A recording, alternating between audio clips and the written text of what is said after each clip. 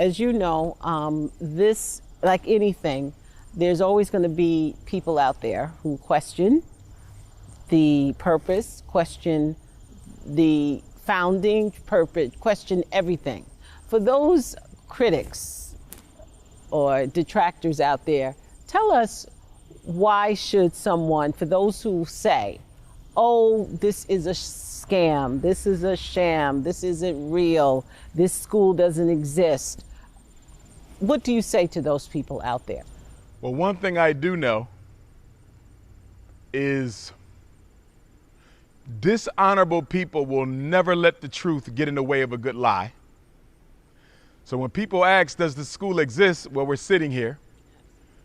There's various governmental agencies you can call or go to online and find out who the owner of these schools are.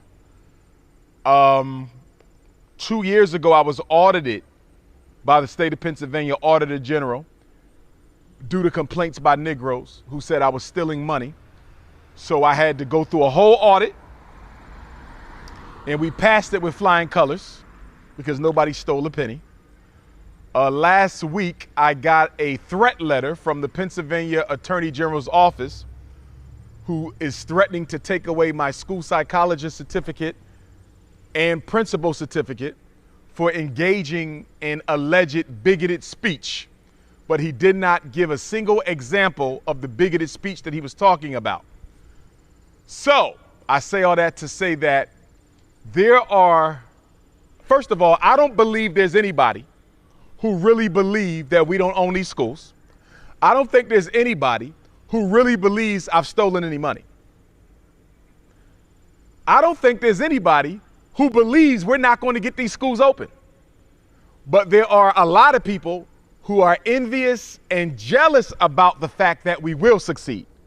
And in order to try to block the success of FDMG, they have manufactured lies and narratives, and they have acted on them. This is beyond YouTube videos. They have went to the IRS, they have went to the Attorney General, they have been to the governor of Pennsylvania, they have been to the governor of Delaware, they have been to the mayor's office, license and inspection, council persons, anybody you can name between Pennsylvania and Delaware. Every office, every white person they can find has been contacted and complained to about me by jealous black people. I've been through it all. And this latest letter threatening to take my credentials is just the latest ongoing war that I'm having with the white power structure, but in the interests of Negroes in our community. The same thing Marcus Garvey went through 100 years ago with the Black Star Line. I'm going through it 100 years later for the same reasons, jealousy. And you raised a question as relates to how some of us become our worst enemy, and particularly the importance of learning from the mistakes, of learning from history. How do we not repeat the lessons of how do we learn the lessons from history? As you mentioned, great Marcus Garvey, you have a lot of people who will wear his t-shirt and praise him now, but not realizing that he went through a lot of scrutiny. Not just, like you said, not just externally, but also internally. Okay, some of those that we do praise, whether it be W.E. Du Bois and others, did not understand what he was doing and unfortunately became part of that chorus, right? Of people who were naysayers. And it wasn't until, I never forget going to Ghana a few years ago and seeing the Dr. Du Bois Center, where Dr. Du Bois years later realized the importance of what Garvey was saying, and he himself relocated. But unfortunately, it was too late. The damage had been done. So when we talk about the importance of not falling in, how can our people not make the same mistake that we made with putting down Garvey, putting down others, and not become our own worst enemy? What are some of the things that you feel that we could do right now not to repeat history?